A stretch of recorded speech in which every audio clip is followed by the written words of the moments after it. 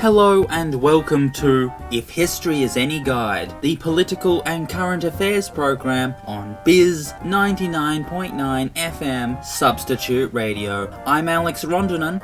Welcome to the program.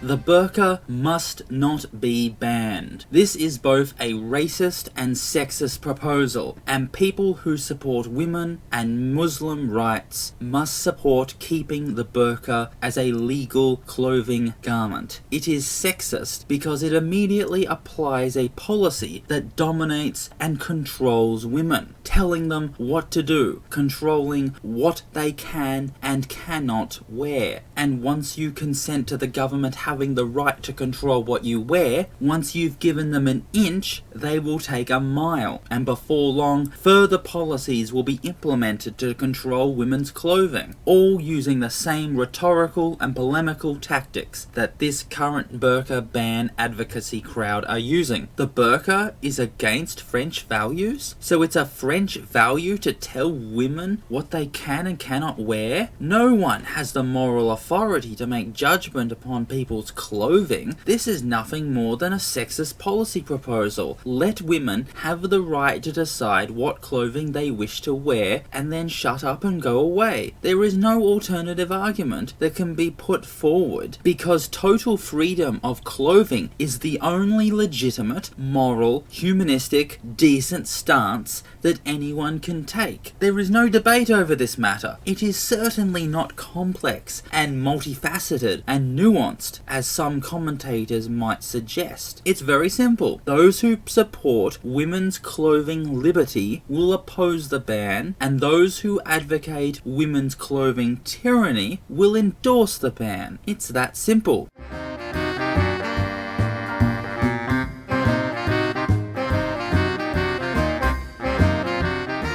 If a woman is forced to wear the burqa by a dominant father or boyfriend, then it is oppressive and we must oppose it. And the fight to change the situation so that she has the social and economic and political means to wear whatever clothing she wishes, and if wearing whatever clothing she wishes means not wearing the burqa and breaking free of compulsory burqa wearing, then so be it. Or if the burqa is banned and women want to wear it, then advocate liberalizing the laws so that the choice becomes available. If a woman chooses to wear the burqa by her free will, then it is liberating, and we must support her and celebrate her freedom of expression via clothes choices. Having clear, decisive, liberated decision making can only be positive, and therefore should only ever be promoted and encouraged and endorsed. At the very least,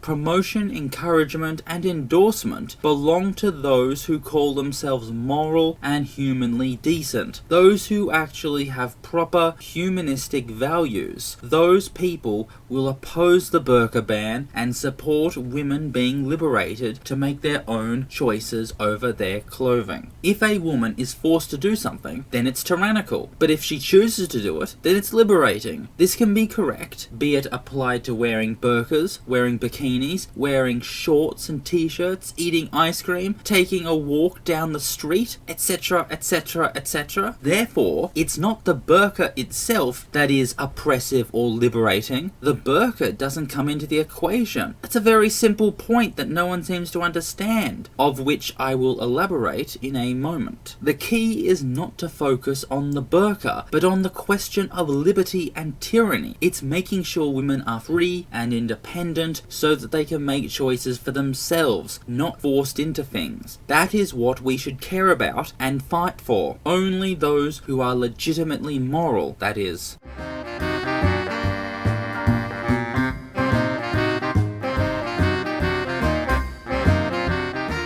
As for the burqa, people keep claiming that it has certain symbolic principles, such as women's oppression, women's sexual restrictions, Islamism, Islamofascism, etc., etc. Firstly, the burden of proof has to be placed onto the people making this claim in order for them to actually prove that the burqa is a symbol of Islamism or women's sexual restrictions. Then they must prove it by using evidence and arguments. But they never do. Instead, they just say it and leave it at that. They act with such polemical arrogance and disdain for the Muslim faith and bigotry towards those who are deemed others, as though to proclaim that the burden of proof is on Muslims or women or Muslim women or Islamic women wearing the burqa to prove that the burqa is not oppressive by nature. But it's not. The burden of proof always falls onto the person who hasn't achieved in making their case sufficiently enough. If you want to argue that the burqa equals Islamism, you must supply evidence and arguments. Otherwise, your argument will be thrown out, your critique discarded, and you as a polemicist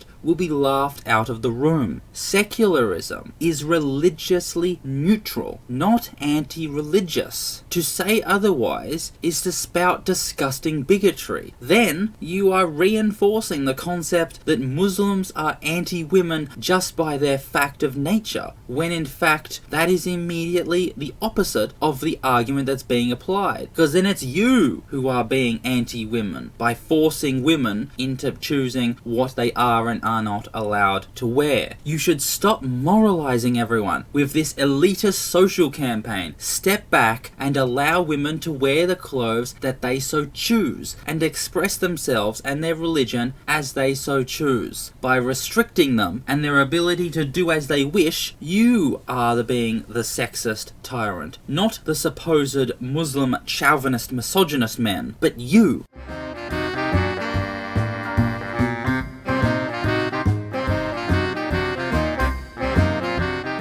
Like I said, secularism is about religious neutrality, about separating the state and the church, or the state and the mosque, etc. Secularism is about ensuring that there is a society where people are free to express their religion safely and freely, protecting minority religions, keeping a fair and open faith cultural system available so that no particular religion can be demonized and stigmatized and used as a racist scapegoat, banning the burqa or shutting down Muslim prayer centers or passing a law to prevent a mosque being built in your town is not secularism. Secularism is about neutrality, leaving open the expression of religion to particular circumstances and cases. It's not the kind of activity that clamps down on all religious expression to make being religious impossible and unpleasant and illegal. True secularists are the ones who are defending the rights of Muslims to express their religion in the way they see fit. A secularist must ensure that in the realms that are of private matters, such as private attire and private worship, a person should have the freedom to express their faith and their beliefs as they so wish. To attack religious organizations and to try to have them shut down is anti-theistic and anti-religious, not secular. Whatever word you use for it, it's a vile and disgusting policy. The burqa, quite simply, must not be banned, and there is no legitimate, polemical, or argumentative way around this.